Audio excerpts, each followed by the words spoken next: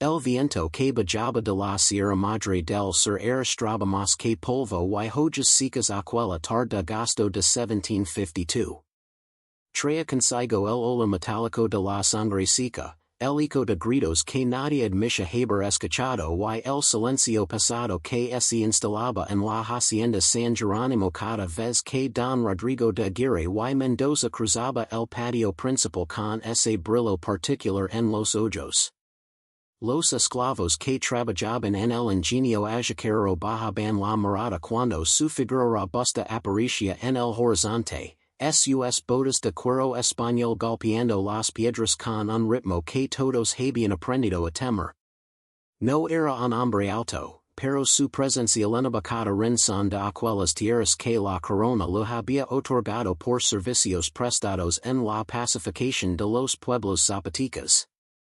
Lo que nadie en la Ciudad de México sabía era que clase de pacificación practicaba don Rodrigo entre las paredes de caoba de su casa grande, donde las ventanas permanecían cerradas incluso en los días más calurosos del verano oaxaqueño.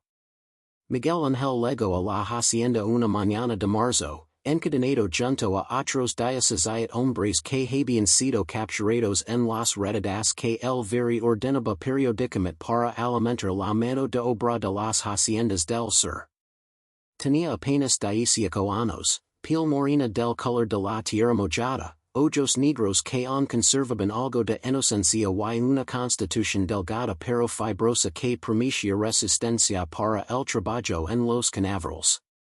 El mayordomo de la hacienda, un mestizo llamado Jacinto con cicatrices que le cruzaban el rostro como mapas de batallas perdidas, lo examinó con la misma indiferencia con que revisaba las mulas recién compradas. Lo asignaron a la cuadrilla del ingenio, donde el calor de las calderas de maleza podía matar a un hombre en 3 horas si no bebía agua suficiente. Y donde las quemaduras eran tan comunes que los gritos de dolor se habían convertido en parte del paisaje sonoro de San Jerónimo.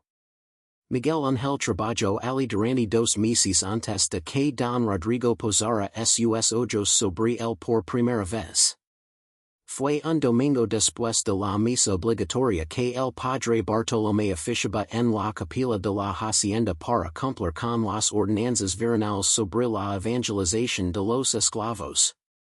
Don Rodrigo había observado a Miguel Ángel durante toda la ceremonia, su mirada fija en la nuca del joven mientras este rezaba con las manos juntas, las rodillas dobladas sobre el suelo de piedra fría. Algo en la forma en que el muchacho inclinaba la cabeza, en la vulnerabilidad de su postura, en la absoluta indefensión de su situación, despertó en don Rodrigo un hambre que había aprendido a ocultar bajo capas de respetabilidad colonial, pero que nunca había conseguido matar. Esa misma noche ordenó a Jacinto que trasladara a Miguel Ángel del Barracón de los Esclavos del Ingenio a las habitaciones de servicio de la Casa Grande. La razón oficial fue que necesitaba un serviente personal joven y fuerte para las tareas domésticas. Nadie cuestionó la orden porque nadie se atrevía a cuestionar a don Rodrigo de Aguirre. Las primeras semanas fueron relativamente normales, SIES que algo podía ser normal en una hacienda donde los esclavos morían con frecuencia estadística de accidentes laborales que el padre Bartolomé registraba en los libros parroquiales sin hacer preguntas incómodas. Miguel Ángel aprendió a servir el vino español en copas de cristal, a mantener las botas de don Rodrigo lustradas hasta que reflejaban como espejos, a caminar en silencio por los pasillos de la casa grande sin molestar a su amo con el ruido de sus pasos descalzos. Pero notó desde el principio la forma en que don Rodrigo lo miraba durante las cenas solitarias, como sus ojos seguían cada movimiento con una intensidad que no era simplemente la de un patrón supervisando a su serviente. Había algo más en esa mirada, algo oscuro y hambriento que Miguel Ángel no conseguía nombrar, pero que le producía un malestar instintivo en el estómago. Como el presentimiento de una tormenta que aún no ha estalado. La primera vez que don Rodrigo lo tocó fue en septiembre, cuando las lluvias conversion los caminos de la hacienda en ríos de lodo rojo y el aislamiento de San Jerónimo se volvía absoluto. Miguel Ángel estaba limpiando el estudio de su amo, una habitación forrada de libros en español y latín que el joven no sabía leer, cuando sintió la mano pesada de don Rodrigo posar sobre su hombro. El contacto fue breve, aparentemente casual, pero había una presión en esos dedos que comunicaba algo más que una simple orden o corrección. Don Rodrigo no dijo nada, solo dejó su mano ali durante varios segundos que se extendieron como horas en la percepción adorada de Miguel Ángel, antes de retirarse con una sonrisa que no llegaba a sus ojos. Esa noche el joven esclavo no pudo dormir en su cater de la habitación de servicio, sumet luchando contra un miedo que no tenía forma definida, pero que comenzaba a colonizar cada rincón de su conciencia. Estas sombras también alcanzaron tu tierra. Escribe el nombre de tu ciudad abajo y dinos si susurran donde vives. Los tocamientos se volvieron más frecuentes con el paso de las semanas. Una mano en la cintura mientras Miguel Ángel servía la comida, dedos que rozaban su cuello al ajustar el cuello de la camisa de algodón verde, miradas que se demoraban demasiado tiempo en partes específicas de su cuerpo. Don Rodrigo nunca decía nada durante estos momentos, y esa falta de palabras era de alguna manera más aterradora que cualquier amenaza explícita. Miguel Ángel intentó hablar con otros esclavos sobre lo que estaba sucediendo, pero la conversación moría antes de comenzar. Los hombres mayores desviaban la mirada. Las mujeres que trabajaban en la cocina se santiguaban y murmuraban oraciones en zapotico que Miguel Ángel no entendía. Solo una vieja llamada Catalina, que había servido en la casa grande durante 20 años, se atrevió a susurrar una advertencia mientras lavaban verduras junto al pozo. No eres el primero, muchacho. Y los que vinieron antes que tuya no están aquí para contar lo que pasó. La escalada de los abusos fue gradual, pero inexorable, como una marea que sube centímetro a centímetro hasta que de repente el agua liga al cuello. Don Rodrigo comenzó a llamar a Miguel Ángel a su habitación privada por las noches, siempre con excusas que sonaban plausibles. Necesitaba ayuda para quitarse las botas, requería que alguien le leyera documentos en voz alta aunque Miguel Ángel apenas sabía leer. Quería compañía mientras bebía brandy español hasta que sus palabras se volvían arrastradas y sus inhibiciones desaparecían. Durante estas sesiones nocturnas, Don Rodrigo hablaba sobre filosofía, sobre los derechos naturales de los hombres superiores sobre los inferiores, sobre cómo las leyes de Dios eran interpretadas erróneamente por sacerdotes débiles que no comprendían la verdadera naturaleza del poder. Miguel Ángel permanecía de pie en un rincón, inmóvil como una estatua, sintiendo como el miedo se convertía lentamente en una sustancia sólida que reemplazaba su sangre. La noche que todo cambió definitivamente fue la del 15 de noviembre de 1752. Una fecha que Miguel Ángel recordaría con claridad dolorosa durante el resto de su vida fragmentada. Don Rodrigo lo había llamado más tarde que de costumbre, pasada la medianoche, cuando toda la casa dormía excepto los dos. El patrón estaba visiblemente borracho, su aliento apestando a alcohol y su camisa de lino desabrocada hasta el pecho. Cerró la puerta de la habitación con leve, un sonido metálico que resonó en el silencio como una sentencia de muerte. Lo que sucedió después duró horas que se sintieron como días. Actos que Miguel Ángel intentaría borrar de su memoria sin éxito, violations no solo del cuerpo sino del alma que lo redujeron de persona objeto, de ser humano a cosa poseída. Don Rodrigo no fue brutal en el sentido físico obvio. Fue metódico, casi pedagógico, explicando cada acto como si estuviera enseñando una lección, transformando la violencia en un ritual perverso donde el consentimiento del esclavo era irrelevante. Porque un objeto no puede consentir. Cuando Miguel Ángel salió de esa habitación al amanecer, algo fundamental en él había muerto. Camino de regreso a su cuarto de servicio como un autómata, su cuerpo moviéndose por instinto mientras su mente se retiraba a un lugar profundo y inaccesible donde el dolor no pudiera alcanzarlo.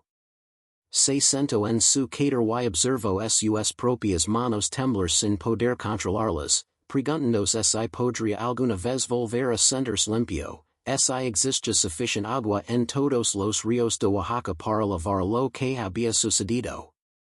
Los otros esclavos lo miraron esa mañana con una mezcla de lástima y alivio.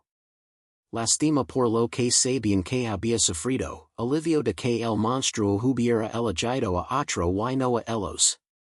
Nadie le habló, nadie le preguntó si estaba bien, porque todos sabían que no lo estaba y que nunca volvería a estarlo. Lo que viste fue apenas el comienzo de algo que la historia colonial nunca registró.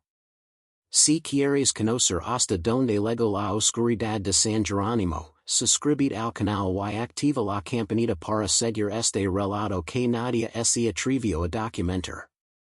Pero don Rodrigo de Aguirre había cometido un error de cálculo aquella noche. Había asumido que romper a un ser humano era un preciso simple, que reducir a algún objeto sumiso era solo cuestión de aplicar suficiente poder y dolor. No anticipó que al destruir la personalidad de Miguel Ángel, al fracturar su mente en mil pedazos para hacerla más manageable, estaba creando espacios vacíos donde algo nuevo y oscuro podía nacer. Algo que no era exactamente Miguel Ángel, pero que lavaba su rostro y habitaba su cuerpo roto. Algo que había aprendido en esa noche interminable de noviembre que la única forma de sobrevivir al monstruo era convertirse en algo que incluso el monstruo temía. Y mientras el sol salía sobre las montañas de Oaxaca, iluminando los canaverals donde otros esclavos ya comenzaban su jornada de trabajo bajo el latigo de los capataces, ese algo nuevo abrió los ojos por primera vez en el cuerpo destrozado de Miguel Ángel. Y comenzaba a planear. Los días se convertirían en semanas y las semanas en meses, en un borin continuo de humiliación y dolor que Miguel Ángel aprendió a soportar mediante la disociación. Su mente desarrolló la capacidad de separarse de su cuerpo durante los abusos nocturnos, de flotar por encima de la hacienda como un observador desapegado, mientras don Rodrigo hacía lo que quería con esa cascara de carne que ya no sentía completamente como propia. Los libros de medicina de la época no tenían nombre para este fenómeno, pero los curanderos zapoticas que trabajaban en secreto en los ranchos circundantes lo habrían reconocido como una antigua estrategia de supervivencia. El alma retirándose a un lugar seguro mientras el cuerpo soportaba lo insoportable. Durante el día, Miguel Ángel funcionaba con eficiencia mecánica, cumpliendo las tareas domésticas que don Rodrigo lo asignaba con la precisión de un reloj bien ajustado. Pero sus ojos habían adquirido una cualidad vidriosa que las criadas reconocen y que las hacía sanadarse cuando pasaban junto a él en los pasillos de la casa grande. Don Rodrigo interpretó esta transformación como éxito. Había logrado lo que pretendía, convertir a un ser humano rebelde en un objeto obediente que satisfacía sus necesidades sin resistencia ni juicio. Se volvió más descuidado en sus perversiones, más abierto en sus demostraciones de propiedad sobre Miguel Ángel. Durante las cenas comenzó a hacer que el joven se arrodillara junto a su silla como un perro domesticado, alimentándolo ocasionalmente con sobras de su plato mientras discutía asuntos de negocios con los administradores de la hacienda que visitaban San Jerónimo. Estos hombres, veteranos de las guerras de conquista y familiarizados con las crueldades cotidianas del sistema colonial, desviaban la mirada incómodos, pero nunca comentaban. La regla no escrita era clara. Lo que un patrón hacía con su propiedad humana en la privacidad de su hacienda no era asunto de nadie más, siempre y cuando los libros de contabilidad mostraran ganancias y los impuestos fluyeran regularmente hacia las arcas del viri. El Padre Bartolomé, el sacerdote que servía la capilla de San Jerónimo, sabía exactamente lo que estaba sucediendo. Era imposible no saberlo en una comunidad tan pequeña y cerrada, donde los secretos circulaban como el viento entre las montañas.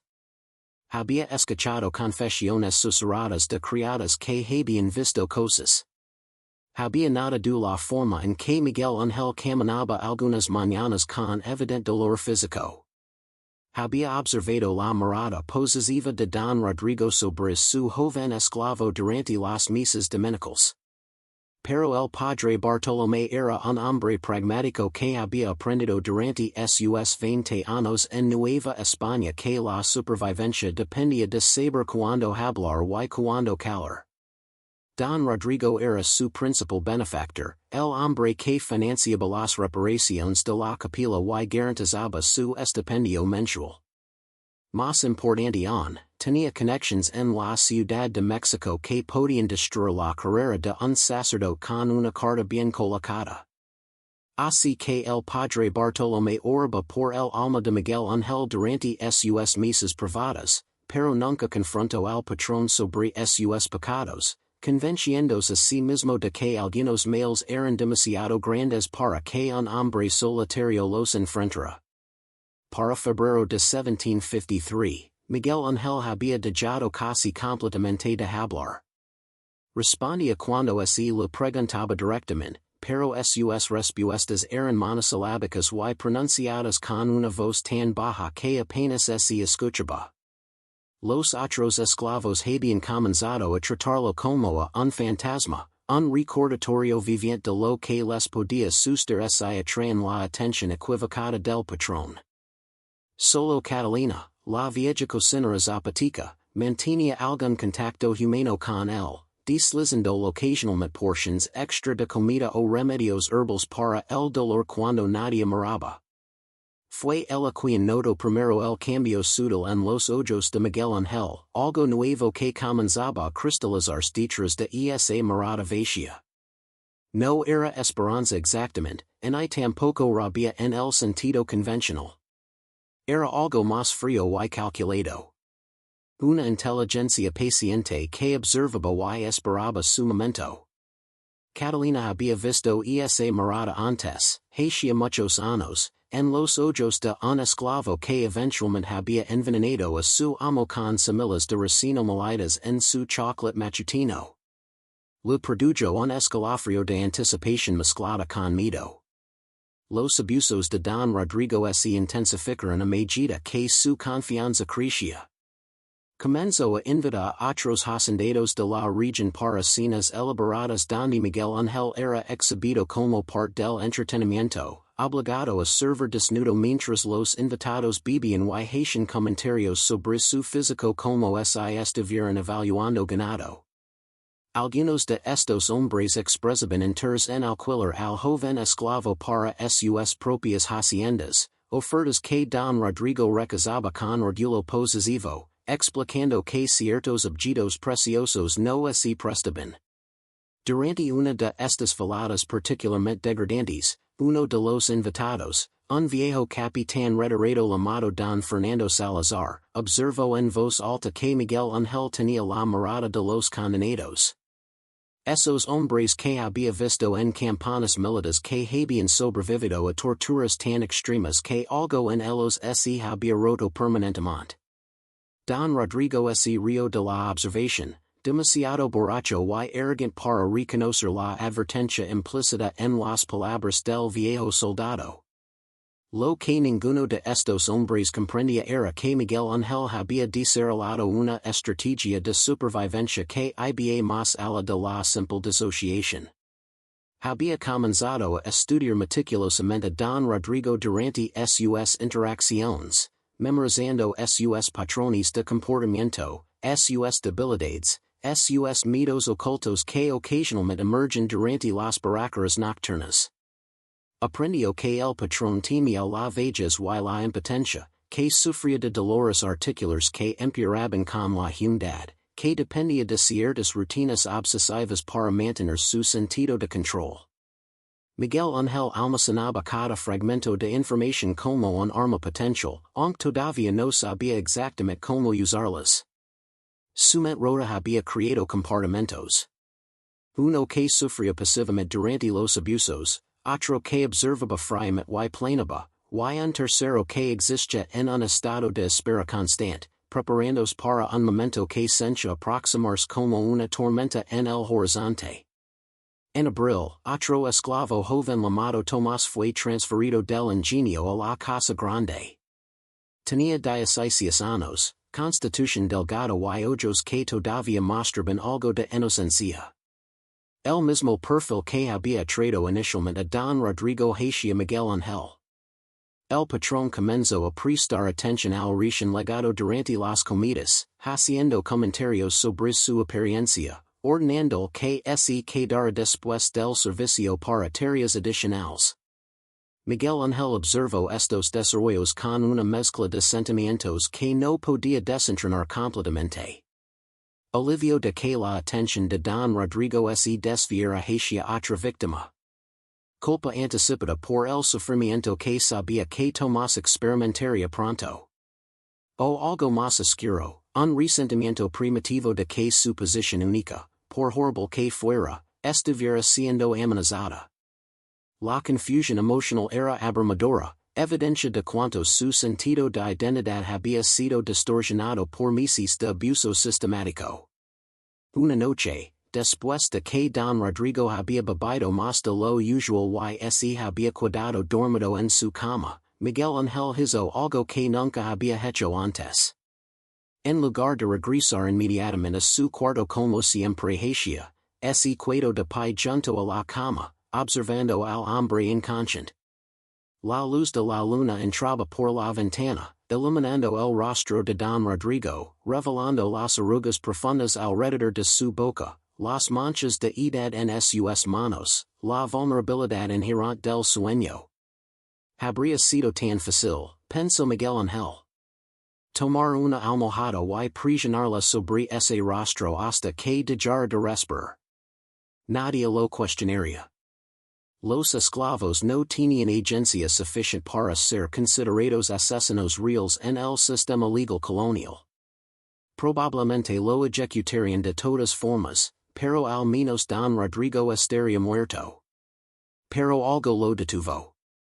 No exactamente piedad, sino un instinto más profundo que le decía que había una forma mejor.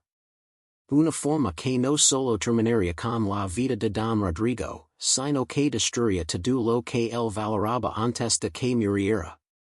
Tomás duró 3 semanas antes de intentar suicidarse. Lo encontraron una mañana colgando de una viga en el establo, la soga hecha de tiras de tela trenzada. Lo bajaron a tiempo, pero el mensaje era claro. El joven prefería la muerte a continuar siendo el objeto de las atenciones de Don Rodrigo. El patrón reaccionó con furia desproporcionada, ordenando que Tomás fuera azotado públicamente por destruir propiedad valiosa, su propio cuerpo. Un castigo que el mayordomo Jacinto ejecutó con obvio disgusto en el patio principal, mientras todos los esclavos eran forzados a observar. Después del castigo, Tomás fue devuelto al ingenio, su valor como serviente personal destruido por su resistencia. Don Rodrigo, frustrado y enojado, volvió su atención completamente a Miguel Ángel, pero ahora con una crueldad renovada, alimentada por el rechazo que había experimentado con Tomás. Era como si culpara a Miguel Ángel por no ser suficiente para satisfacer sus apetitos, requiriendo buscar otras víctimas. Durante una sesión particularmente brutal en Mayo, cuando Don Rodrigo estaba desahogando su frustración sobre el cuerpo de Miguel Ángel con una violencia que dejó marcas que tardarían semanas en sanar, algo dentro del joven finalmente se cristalizó completamente.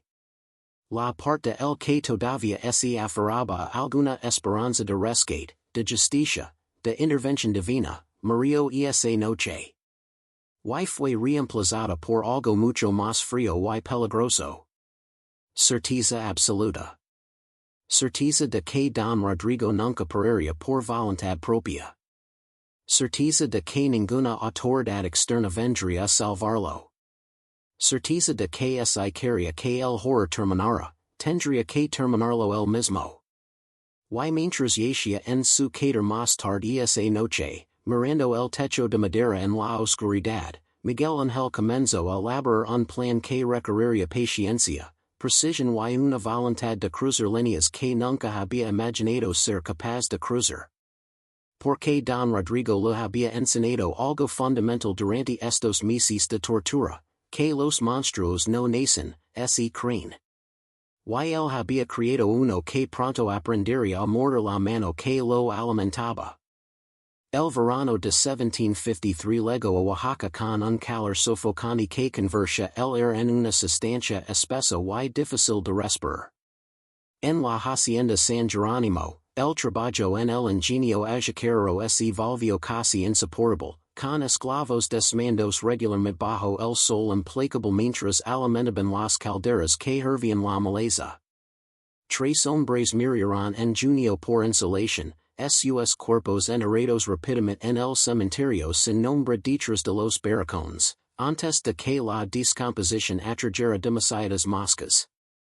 Don Rodrigo apenas notó estas muertes, absorto como estaba en su relación cada vez más obsesiva con Miguel Ángel, quien había comenzado a comportarse de manera extraña incluso según los estándares distorsionados de su situación. El joven había dejado de mostrar cualquier signo externo de sufrimiento durante los abusos.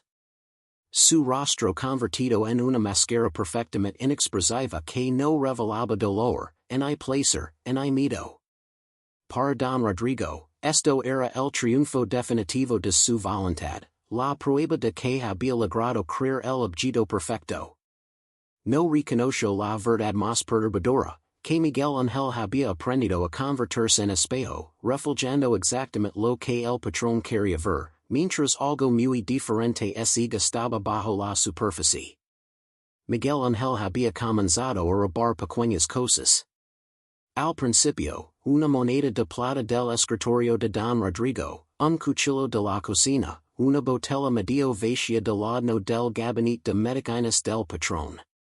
Guardaba estos objetos en un hueco que había excavado bajo las tablas del piso de su habitación, envolviéndolos cuidadosamente en tela para que no hicieran ruido. No tenía todavía un plan completamente formado para usarlos, pero el instinto le decía que necesitaría herramientas cuando llegara el momento. Más importante que los objetos físicos era la información que había estado recopilando.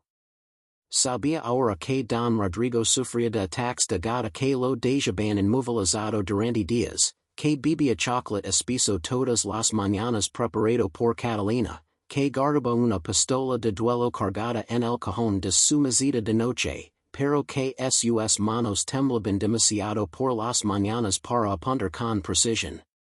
Sabía que el patrón recibía correspondencia mensual de sus socios comerciales en Veracruz, cartas que contenían información financiera sensible que Don Rodrigo guardaba en una caja fuerte suya combinación había visto marcar docenas de veces. Catalina fue la primera en notar el cambio en Miguel Ángel, la forma en que sus ojos habían adquirido una cualidad calculadora que no estaba allí antes. Una tarde, mientras pelaban papas juntos en la cocina durante un raro momento de privacidad, la vieja zapatica le habló en un susurro apenas audible. Sé lo que estás pensando, muchacho. Lo veo en tu cara. Pero ten cuidado. He visto a otros intentar vengarse de sus amas y siempre termina peor para el esclavo que para el patrón. El sistema está diseñado para protegerlos a ellos, no a nosotros. Miguel Ángel la miró con esos ojos vacíos que ahora ocultaban tanto y respondió en una voz que sonaba como si viniera de muy lejos.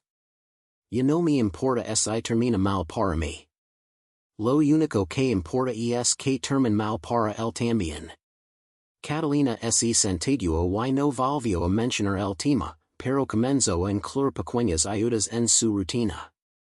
Dejaba la puerta de la despensa abierta para que Miguel Ángel pudiera tomar suministros, olvidaba mencionar cuando notaba cosas faltantes de la cocina y ocasionalmente susurraba información sobre las rutinas de don Rodrigo que podían ser útiles. En julio llegó a la hacienda un visitante inesperado, el sobrino de don Rodrigo, un joven oficial militar llamado Capitán Alejandro de Aguirre, que venía de la Ciudad de México con órdenes de inspeccionar las haciendas de la familia para asegurar que estuvieran operando eficientemente. Alejandro era lo opuesto de su tío en casi todos los sentidos. Joven, idealista, influenciado por las nuevas ideas ilustradas que circulaban entre los criollos educados de la capital. Durante la cena de bienvenida, observó con creciente incomodidad la forma en que don Rodrigo interactuaba con Miguel Ángel, las insinuaciones apenas veladas, los tocamientos inapropiados disfrazados de órdenes casuales. Después de la cena, en la privacidad de la habitación de Huéspedes, Alejandro confrontó a su tío sobre lo que había presenciado. La conversación se volvió acalorada rápidamente, con don Rodrigo defendiendo su derecho absoluto sobre su propiedad humana y Alejandro citando tratados filosóficos sobre la dignidad inherente de todos los hombres. Terminó con don Rodrigo expulsando a su sobrino de San Jerónimo al día siguiente, pero no antes de que Alejandro tuviera una conversación breve y secreta con Miguel Ángel en la que le dijo, lo que te está haciendo es un crimen contra Dios y el hombre. Si alguna vez llegas a la Ciudad de México, busca al Padre Juan de Zumárraga en la catedral. Él ayuda a esclavos en situaciones difíciles. Miguel Ángel guardó esta información como otra herramienta potencial, aunque sabía que llegar a la Ciudad de México, a cientos de kilómetros de distancia, era prácticamente imposible para un esclavo marcado. La partida de Alejandro dejó a don Rodrigo de un humor negro que duró semanas. Se volvió más errático en sus rutinas, bebiendo más temprano en el día, alternando entre periodos de negligencia total donde apenas notaba la existencia de Miguel Ángel y explosiones de atención obsesiva donde no lo dejaba solo en un momento. Durante uno de estos periodos obsesivos, ordenó que trasladaran el cadáver de Miguel Ángel a su propia habitación, argumentando que necesitaba tener a su sirviente disponible en todo momento. Esto significaba que Miguel Ángel ahora pasaba las noches durmiendo a los pies de la cama de don Rodrigo como un perro, despertándose cada vez que el patrón lo llamaba, lo cual sucedía con frecuencia dado el insomnio del hombre. La proximidad constante era agotadora, pero también le daba a Miguel Ángel acceso sin precedentes a los momentos más vulnerables de don Rodrigo. Cuando dormía profundamente después de beber, cuando sufría pesadillas que lo hacían gritar en la oscuridad, cuando se levantaba temblando en medio de la noche para usar la bacinilla, revelando la fragilidad física que escondía durante el día detrás de su autoritarismo. Fue durante una de estas noches en agosto cuando Miguel Ángel finalmente formuló su plan con claridad cristalina. Don Rodrigo había bebido hasta quedar inconsciente, roncando pesadamente con el olor a brandy emanando de cada poro. Miguel Ángel yacía despierto en su cadáver, mirando el techo, cuando todas las piezas de información que había estado recolectando durante meses se acomodaron repentinamente en un patrón coherente. No mataría don Rodrigo directamente. Eso sería demasiado simple y lo condenaría una ejecución rápida.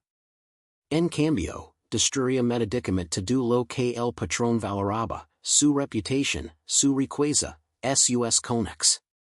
Iones, su sentido de control y poder. Y solo cuando don Rodrigo hubiera perdido todo, cuando estuviera reducido a la misma impotencia que había impuesto sobre Miguel Ángel, entonces y solo entonces consideraría el acto final. Sería una venganza lenta y meticulosa que requeriría meses, tal vez años.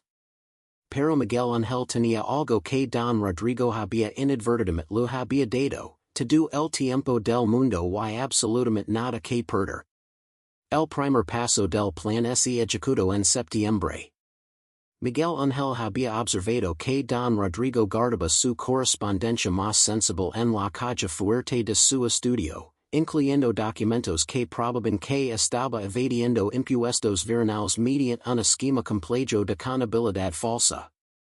Durante una de las noches en que el patrón dormía profundamente, Miguel Ángel usó la combinación que había memorizado para abrir la caja fuerte y copiar cuidadosamente varios de estos documentos, utilizando las habilidades básicas de lectura y escritura que había adquirido escuchando las lecciones que don Rodrigo daba a los hijos del administrador.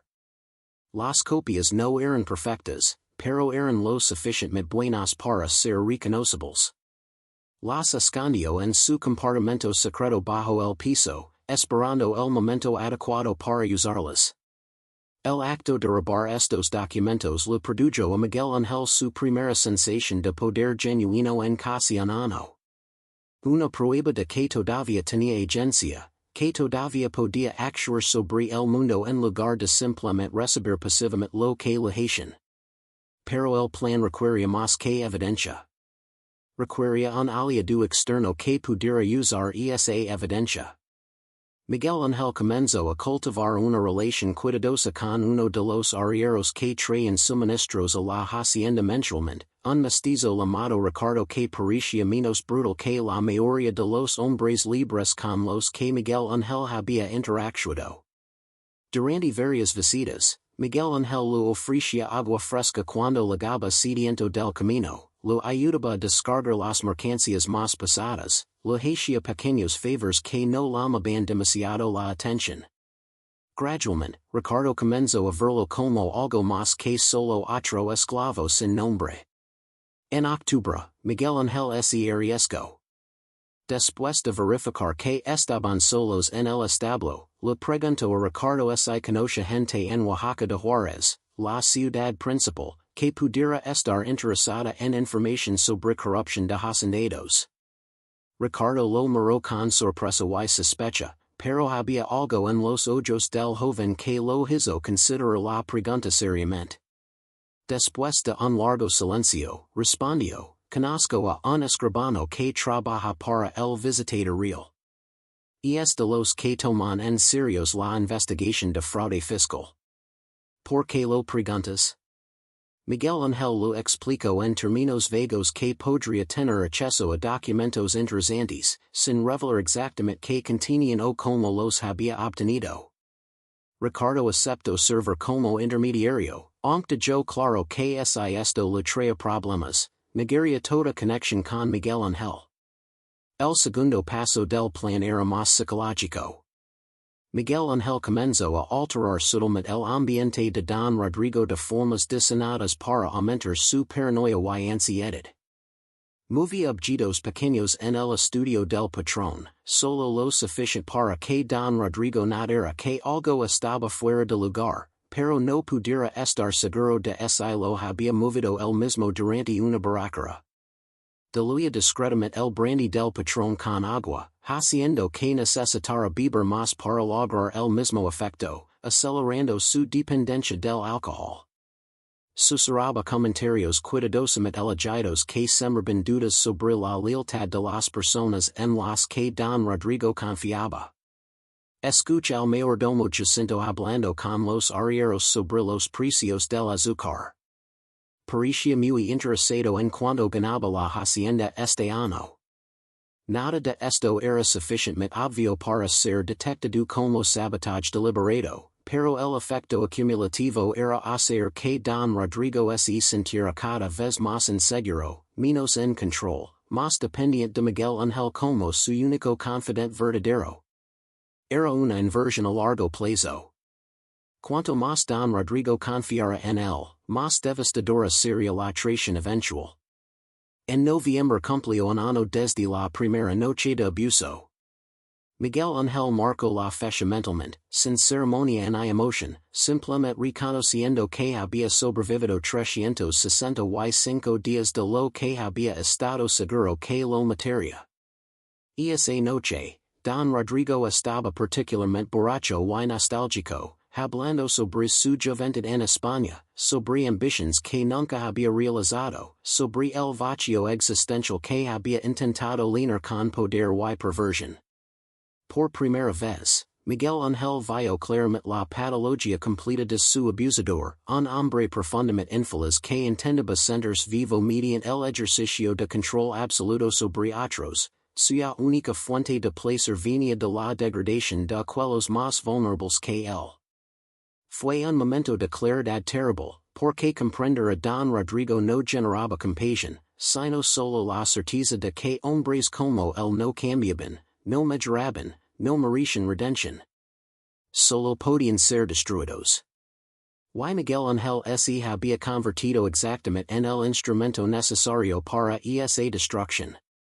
Mientras Don Rodrigo se quedaba dormido esa noche murmurando palabras sin sentido, Miguel Ángel permanecía despierto en su cadáver, sintiendo como la última parte de su antigua identidad se disolvía, reemplazada por algo nuevo y temible que Don Rodrigo había creado sin darse cuenta, un enemigo perfecto que conocía cada uno de sus secretos y no tenía nada de humanidad restante que lo detuviera de usarlos. El año 1754 comenzó con señales ominosas que los supersticiosos de la hacienda interpretaron como presagios. Una sequía inusual golpeó la región, secando los arroyos que alimentaban el ingenio y obligando a reducir la producción de azúcar. Varios esclavos enfermaron con fibras misteriosas que el padre Bartolomé intentó tratar con oraciones y sangrias, pero que solo empeoraron, matando a dos hombres jóvenes en cuestión de días.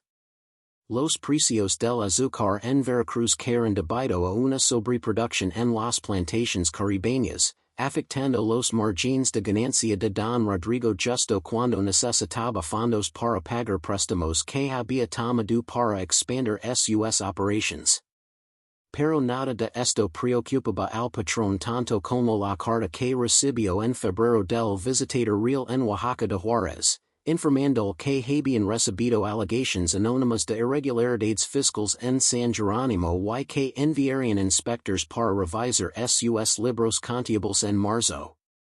Don Rodrigo leyó la carta 3 veces, sus manos temblando, no por la gata sino por un miedo genuino que Miguel Ángel observó con satisfacción cuidadosamente oculta desde su posición en la esquina del estudio. Los documentos que Miguel Ángel había pasado a Ricardo el arriero habían llegado a las manos correctas. El escribano del visitador real, un funcionario meticuloso llamado Don Luis Montoya que tomaba en serio su deber de detectar fraude contra la corona, había reconocido inmediatamente la importancia de lo que estaba viendo, evidencia de un esquema sistemático de evasión fiscal que había estado operando durante años. La investigación inicial era solo el comienzo, pero Don Rodrigo no sabía esto. Para él, la carta era una catástrofe potencial que podía resultar en multas masivas, confiscación de propiedades e incluso prisión si los delitos eran considerados suficientemente graves. Comenzó a trabajar frenéticamente para alterar sus libros contables, ordenando al administrador de la hacienda que preparara un segundo conjunto de registros que mostraran números diferentes, más favorables. Pero estaba cometiendo errores en su pánico, creando inconsistencias que un inspector competente detectaría fácilmente. Miguel Ángel observaba todo esto con la paciencia de un predador, esperando el momento exacto para aplicar la siguiente prisión. Don Rodrigo comenzó a beber más que nunca, empezando desde el desayuno y continuando hasta que perdía el conocimiento por las noches. Su temperamento se volvió volátil y impredecible, alternando entre furia explosiva y periodos de depresión donde permanecía en cama durante días enteros. Los abusos sobre Miguel Ángel se intensificaron en brutalidad, pero perdieron su cualidad ritualística anterior, volviéndose más erráticos y desesperados, como si Don Rodrigo estuviera intentando recuperar algún sentido de control a través de la violencia. Pero Miguel Ángel ya no reaccionaba ni siquiera a nivel subcutáneo. Se había vuelto verdaderamente insensible al dolor físico, sumen existiendo en un estado disociado permanente donde su cuerpo era simplemente una herramienta que usaba para lograr sus objetivos. Las marcas y moratones se acumulaban en su piel como un mapa de guerra, pero su rostro permanecía perfectamente inexpresivo, lo cual frustraba a don Rodrigo aún más.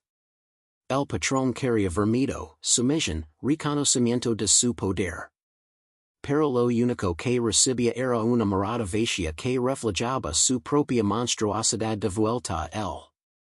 En marzo llegaron los inspectores, dos funcionarios del visitador real acompañados por un notario y 4 guardias armados. Pasaron 3 días revisando meticulosamente los libros de la hacienda, entrevistando al administrador, inspeccionando el ingenio y los almacenes, contando inventarios físicos y comparándolos con los registros escritos. Encontraron exactamente lo que Miguel Ángel sabía que encontrarían. Evidencia clara de fraude fiscal, incluyendo azúcar no reportada, esclavos que aparecen en registros secretos pero no en los oficiales para evitar impuestos de captación, y esquemas de precios manipulados con compradores ficticios.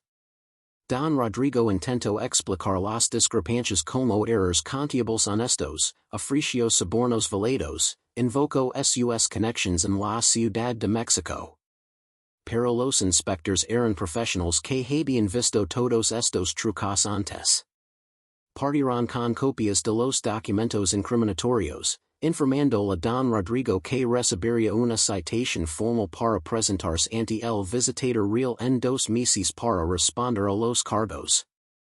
Las multas potenciales ascendían a miles de pesos, suficiente para arruinarlo financieramente, incluso si evitaba la prisión. Después de que los inspectores partieron, don Rodrigo cayó en una espiral de paranoia. Estaba convencido de que alguien dentro de la hacienda lo había traicionado, pero no podía identificar quién. Sospechaba del administrador, del mayordomo Jacinto, incluso del padre Bartolomé. Pero nunca consideró a Miguel Ángel. El esclavo era demasiado roto, demasiado reducido objeto para ser capaz de una conspiración tan sofisticada. Esta fue la ceguera final de don Rodrigo. Su propia deshumanización de Miguel Ángel era tan completa que no podía concebir que su víctima retuviera suficiente agencia intelectual para planear contra él. Comenzó a interrogar violentamente a varios empleados, despidió al administrador bajo sospechas infundadas y aumentó la vigilancia sobre las comunicaciones que entraban y salían de San Jerónimo. Todo esto solo aceleró el colapso de las operaciones de la hacienda, creando resentimiento entre los trabajadores libres y miedo entre los esclavos. Miguel Ángel aplicó entonces el tercer componente de su venganza. Usando las monedas de plata que había robado durante meses, sobornó a uno de los arrieros para que llevara una carta anónima al capitán Alejandro de Aguirre en la Ciudad de México. La carta, escrita en una caligrafía cuidadosamente disfrazada, detalaba los abusos sexuales que don Rodrigo había cometido contra múltiples esclavos durante años, incluyendo nombres, fechas aproximadas y descripciones lo suficientemente específicas para ser creíbles. También mencionaba que el padre Bartolomé estaba al tanto de estos crímenes pero había elegido no reportarlos. El objetivo no era justicia legal, que Miguel Ángel sabía que era imposible dado que los abusos contra esclavos rara vez eran procesados, sino destruir la reputación social de don Rodrigo entre su propia clase. En la sociedad colonial, donde la apariencia de honor y decencia cristiana era fundamental, incluso las acusaciones de perversión sexual podían arruinar a un hombre entre sus pares, independientemente de las consecuencias legales. Alejandro recibió la carta en abril y, verdadero a su carácter idealista, quedó horrorizado. Comenzó a hacer preguntas discretas entre otros oficiales y hacendados sobre su tío, descubriendo que los rumores sobre los gustos peculiares de don Rodrigo habían circulado durante años entre quienes conocen San Jerónimo. Escribió una carta furiosa a su tío, amenazando con lavar el asunto ante autoridades eclesiásticas y militas si no había cambios inmediatos. Don Rodrigo recibió esta carta en mayo y tuvo algo parecido a un colapso nervioso, encerrándose en su habitación durante 4 días, viendo enemigos conspirando en cada sombra. Cuando finalmente emergió, había envejecido visiblemente, su rostro demacrado y sus ojos inyectados en sangre, revelando la extensión de su deterioro mental. Convocó a Miguel Ángel esa noche y, por primera vez en casi 2 años, le habló como a un ser humano en lugar de un objeto. Alguien nos está destruyendo. Todo lo que he construido se está derrumbando. Tú has visto algo, alguien hablando, planeando? Miguel Ángel lo miró con esos ojos vacíos y respondió con voz monótona. No, amo. No he visto nada. Y en ese momento, Don Rodrigo sintió por primera vez un escalofrío de sospecha, una duda terrible que no podía formular completamente, pero que se alojó en su mente como una estela. La situación financiera de Don Rodrigo se volvió crítica en junio cuando los prestamistas de Veracruz, habiendo escuchado sobre la investigación fiscal, exigieron el pago inmediato de sus préstamos. No tenía liquidez suficiente para cubrir las deudas, forzándolo a comenzar a vender propiedades. Primero tierras periféricas, luego esclavos del ingenio, finalmente objetos de valor de la casa grande. San Jerónimo comenzaba a parecer una versión empobrecida de sí misma, los lujos acumulados durante años desapareciendo semana tras semana. Los esclavos y trabajadores libres percibían el caos creciente y la disciplina comenzó a relajarse. Hubo intentos de fuga que antes habrían sido impensables. La producción de azúcar cayó a mínimos históricos. El padre Bartolomé, también mencionado en la carta anónima de Alejandro y temiendo por su propia posición, dejó de visitar la casa grande completamente, oficiando misas perfunctorias en la capilla pero evitando todo contacto social con Don Rodrigo. La red social que había sostenido al patrón durante décadas se estaba desintegrando rápidamente. En julio, Miguel Ángel ejecutó el movimiento final.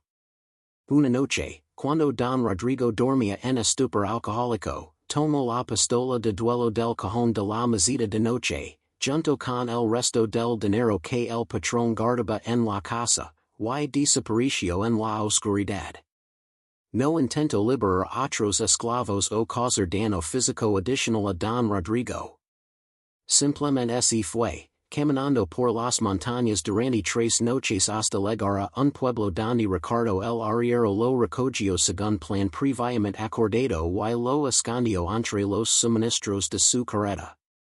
Cuando Don Rodrigo descubrió la desaparición a la mañana siguiente, algo dentro de él se rompió definitivamente. No era solo que un esclavo hubiera escapado. Era que su posición más preciada, el objeto que había moldeado tan meticulosamente según sus deseos, había demostrado tener voluntad propia todo el tiempo.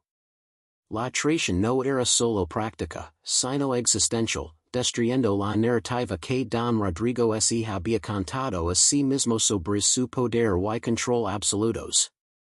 Don Rodrigo montó una búsqueda frenética pero inútil para Miguel Ángel, ofreciendo recompensas que no podía pagar por información sobre su paradero.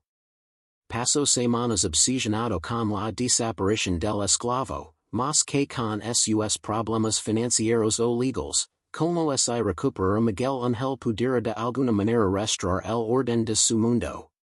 Pero Miguel Ángel había desaparecido efectivamente, ayudado por una red informal de arrieros, esclavos fugitivos y simpatizantes que operaban en los márgenes de la sociedad colonial. Para agosto, Don Rodrigo estaba completamente solo en San Jerónimo, excepto por un puñado de trabajadores que permanecían solo porque no tenían alternativas. La gran hacienda que había sido símbolo de su poder se había convertido en una prisión que reflejaba su estado mental deteriorado. Vivía desde el amanecer hasta el anochecer. hablaba solo en las habitaciones vacías. Veo Miguel Ángel en cada sombra. Había sido reducido exactamente al estado que había impuesto sobre otros durante años, impotent, adorado, completamente despojado de dignidad. Y en algún lugar, en los caminos polvorientos entre Oaxaca y la Ciudad de México, Miguel Ángel seguía su viaje hacia una libertad que nunca había imaginado alcanzar, llevando consigo las cicatrices de lo que había sobrevivido y el conocimiento oscuro de lo que había sido capaz de hacer para sobrevivir. Miguel Ángel llegó a la Ciudad de México en septiembre de 1754, escondido en la carreta de Ricardo entre sacos de maíz y frijoles. Su cuerpo adelgazado hasta casi reconocimiento por las semanas de viaje, comiendo raciones mínimas y durmiendo bajo las estrellas cuando era demasiado peligroso buscar refugio. La capital del virreinato era un mundo diferente de todo lo que había conocido. Calles empedradas llenas de carruajes, edificios de 3 pisos con balcones de hierro forjado, iglesias con campanarios que se elevaban hacia el cielo azul del altiplano, y una diversidad de gentes que convertía el anonimato en posable. Ricardo lo dejó cerca del mercado de la Merced con las últimas monedas que Miguel Ángel había robado de Don Rodrigo y las instrucciones vagas de buscar al padre Juan de Zumarraga en la catedral. Se despidieron sin ceremonias sentimentales, ambos entendiendo que era más seguro para Ricardo si no sabía demasiado sobre los planes futuros de Miguel Ángel. El arriero simplemente dijo, que Dios te acompañe, muchacho. Has pagado suficiente en esta vida por cualquier pecado que puedas cometer en la próxima. Luego desapareció entre la multitud del mercado, dejando a Miguel Ángel completamente solo en una ciudad de 50,000 almas, donde un esclavo fugitivo era simultáneamente invisible y extremadamente vulnerable. Encontrar al padre Juan de Zumarraga resultó más difícil de lo anticipado. La catedral metropolitana era inmensa, con docenas de sacerdotes y capellans, y Miguel Ángel no podía simplemente preguntar abiertamente por él sin arriesgarse a llamar la atención sobre sí mismo. Pasó 3 días viviendo en las calles cercanas a la catedral, durmiendo en callejones, comiendo sobras que encontraba en los basurderos detrás de las cocinas de conventos, observando los patrones de movimiento del clero. Finalmente identificó al padre Juan mediante el proceso de eliminación. Era el único sacerdote que regularmente hablaba con los pobres y indigentes en las escalinadas de la catedral, escuchando sus problemas con genuina atención en lugar del desdén aristocrático que caracterizaba la mayoría del clero colonial. Miguel Ángel se acercó una tarde cuando el sacerdote estaba solo, organizando limosnas para distribuir, y pronunció las palabras que Rodrigo de Aguirre le había dicho que dijera, vengo de las sombras donde el poder corrompe absolutamente. Fue una contrascena melodramática que Alejandro había inventado, pero funcionó. El padre Juan levantó la vista, evaluó rápidamente el estado físico y mental de Miguel Ángel con ojos que habían visto demasiado sufrimiento, y simplemente dijo, seguime. El padre Juan dirigía discretamente una red clandestina que ayudaba a esclavos fugitivos a encontrar refugio y, cuando era posible, caminos hacia la libertad legal mediante compra o manumission. Operaba desde un pequeño convento en las afueras de la ciudad, donde monjas de la orden franciscana proporcionaban comida, ropa y atención médica sin hacer preguntas incómodas. Durante las primeras semanas, Miguel Ángel simplemente existía allí en un estado semi-catatónico, su cuerpo recuperándose físicamente del viaje mientras su mente permanecía atrapada en los recuerdos de San Jerónimo. Las pesadillas eran constantes. Sonaba que todavía estaba en la habitación de Don Rodrigo, que todo el escape había sido una ilusión, que despertaría y encontraría al patrón mirándolo con esos ojos hambrientos. Una de las mañas, Sor Teresa, que había trabajado cuidando esclavos traumatizados durante 20 años, reconoció los signos. Lo hablo con gentileza sobre como el cuerpo pueda escapar la esclavitud, pero la mente a menudo permanece encadenada mucho más tiempo. Como la libertad física era solo el primer paso de una sanación que podía tomar años o nunca completarse del todo. A medida que Miguel Ángel recuperaba fuerzas, comenzó a ayudar en el convento con tareas pequeñas, limpiando, cocinando, asistiendo a las mañas cuando llegaban otros fugitivos en condiciones aún peores que la suya. Encontró algo parecido a propósito en ayudar a otros que habían sufrido, aunque nunca hablaba sobre su propia experiencia en detalle. Los otros residentes del refugio notaban que había algo diferente en él, una oscuridad en sus ojos que iba más allá del trauma común de la esclavitud. Habían visto víctimas antes, pero Miguel Ángel no se comportaba como víctima típica. Había una calidad calculadora en sus silencios, una sensación de que estaba esperando algo, planeando movimientos que aún no había revelado. Los detalles eran vagos y contradictorios. Algunos dicen que se había suicidado bebiendo veneno, otros que había muerto de apoplegia después de un colapso completo de salud, otros susurban que había sido el padre Bartolomé quien lo había envenenado para silenciar a un testigo de sus propias complicidades. La verdad probablemente era más prosaica. Un hombre de mediana edad con problemas de alcoholismo y salud deteriorada que simplemente había legado al final de su resistencia física bajo el peso del colapso total de su mundo. Pero Miguel Ángel eligió creer que había muerto de desesperación, que el conocimiento de que su víctima lo había destruido había sido lo que finalmente detuvo su corazón. Cuando el padre Juan lo informó sobre la muerte, esperando ver alivio o cier en el rostro del joven, en cambio vio solo una sonrisa fría que no legaba los ojos. Bien. Que Dios no tenga misericordia de su alma, porque yo nunca la tuve. La historia de lo que había sucedido en San Jerónimo comenzó a circular en versiones distorsionadas a través de la red de esclavos y trabajadores que Miguel Ángel había dejado atrás. Se convirtió en una leyenda susurrada en los barracones de otras haciendas. El esclavo que había destruido a su amo no mediante violencia directa, sino mediante paciencia, inteligencia y voluntad fría. Algunos lo convirtieron en héroe, otros en advertencia sobre los peligros de desafiar el orden establecido, otros más en cuanto moral sobre cómo la maldad siempre encuentra su castigo. La verdad, como siempre, era más complicada y oscura que cualquiera de estas narrativas simplificadas. Miguel Ángel no era héroe ni villano, sino simplemente un ser humano que había sido fracturado por trauma extremo y había usado los fragmentos de su personalidad destrozada para forjar un arma contra su torturador. No había nobleza particular en lo que había hecho, ni justicia poética. Solo había supervivencia mediante cualquier medio necesario y el reconocimiento frío de que en un sistema diseñado para deshumanizar, a veces la única forma de recuperar humanidad era mediante actos que la negaban aún más.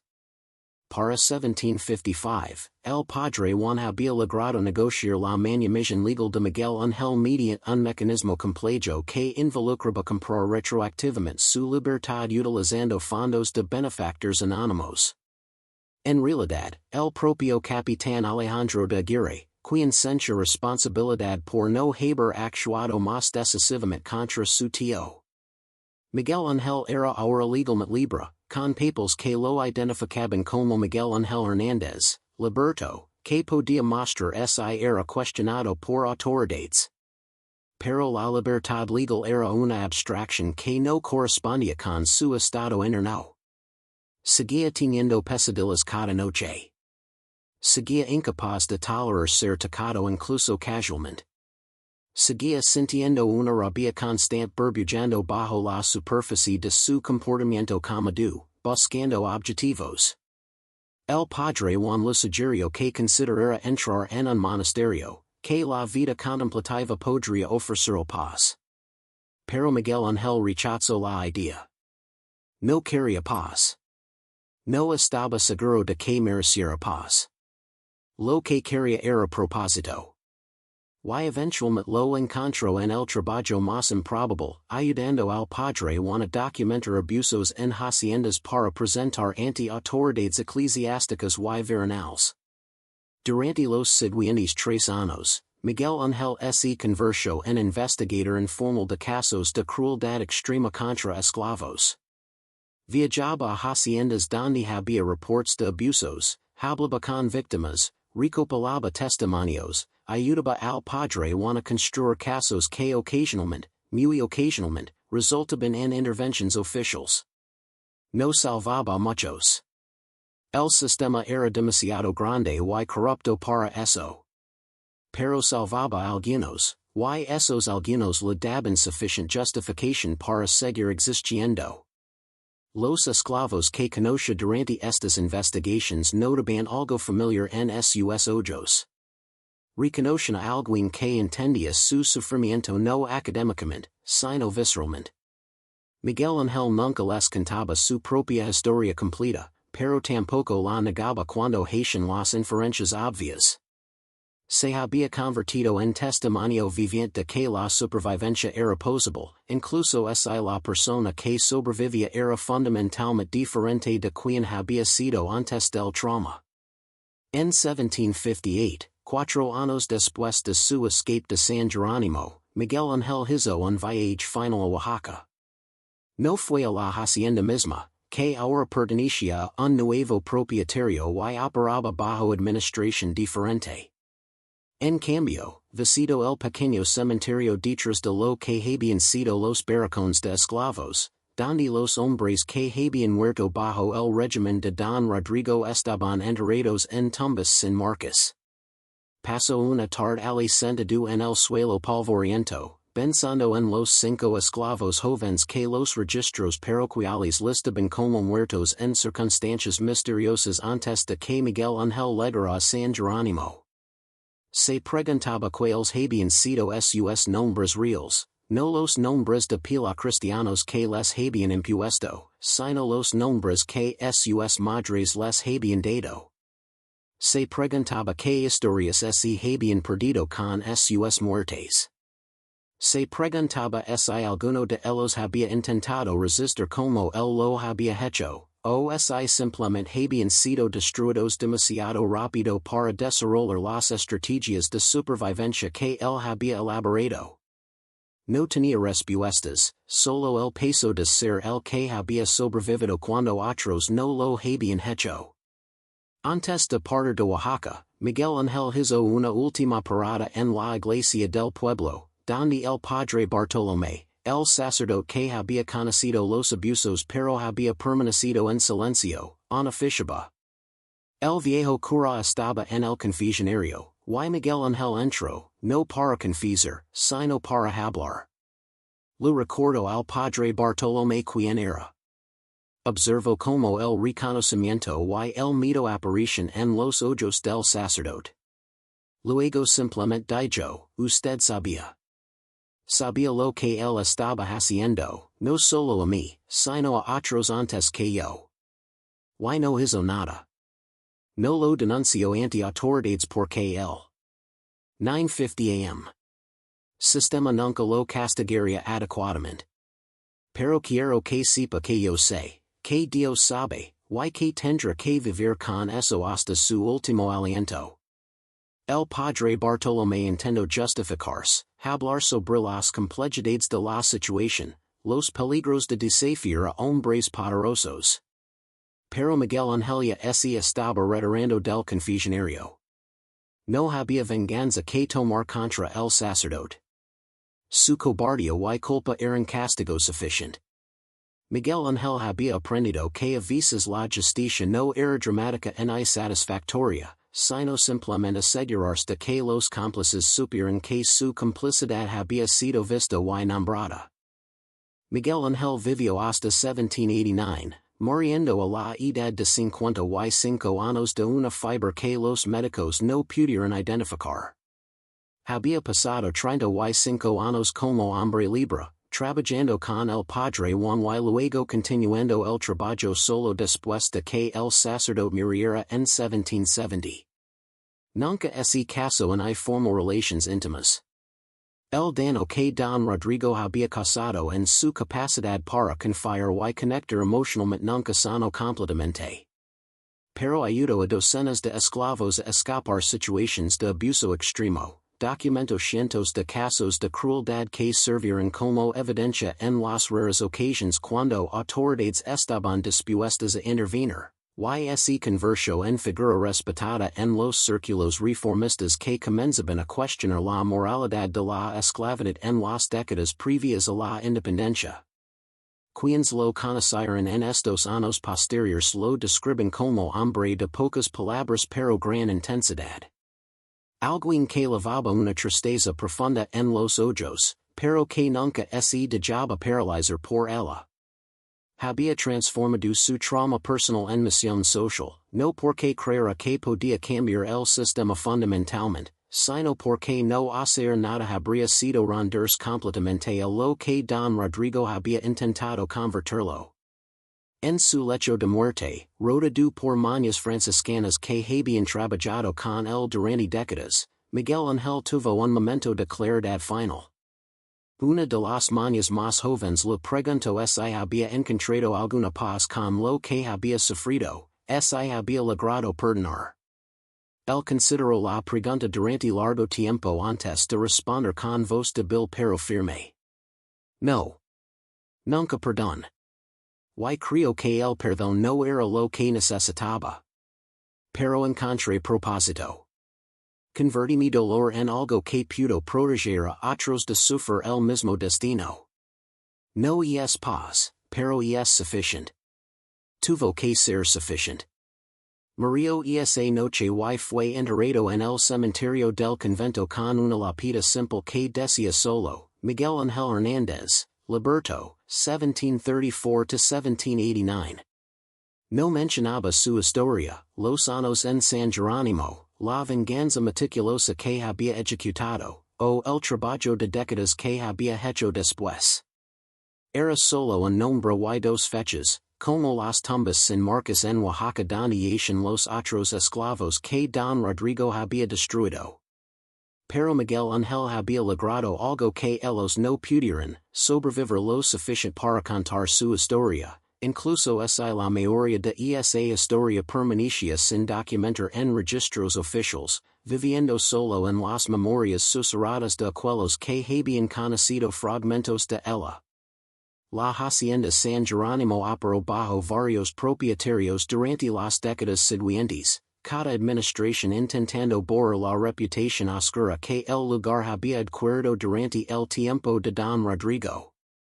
Pero las historias persistieron entre los trabajadores, transmitidas de generación en generación, el patrón que había sido destruido por el esclavo que había subestimado, el joven que había sobrevivido a lo indescriptible y había encontrado una forma de convertir su destrucción en arma.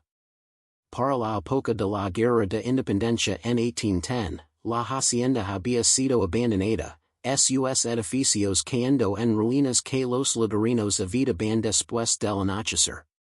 No por superstición sobrenatural, sino por el peso de la historia real que saturaba el lugar, los ecos de gritos que habían sido reales, del sufrimiento que había sido tangible y documentado en los cuerpos de hombres cuyas vidas habían sido consumidas por la crueldad sistemática del poder colonial. Hoy, en el siglo XXI, las ruinas todavía existen en las montañas de Oaxaca, visitadas ocasionalmente por historiadores y curiosos. Los registros parroquiales de aquella época sobreviven en archivos, mostrando las muertes misteriosas de 5 esclavos jóvenes entre 1750 y 1753, y la desaparición de otro en 1754, listada simplemente como fugitivo. No hay monumentos ni placas conmemorativas. Solo piedras derrumbadas cubiertas de musgo y viento que baja de la Sierra Madre, arrastrando historias que la historia oficial nunca registró completamente, pero que siguen resonando en los espacios oscuros donde el poder absoluto una vez corrompió absolutamente. Y donde un ser humano reducido objeto encontró una forma de recuperar su humanidad mediante actos que nunca podrían ser simples y perdonados, pero que fueron necesarios para sobrevivir en un mundo diseñado para destruirlo.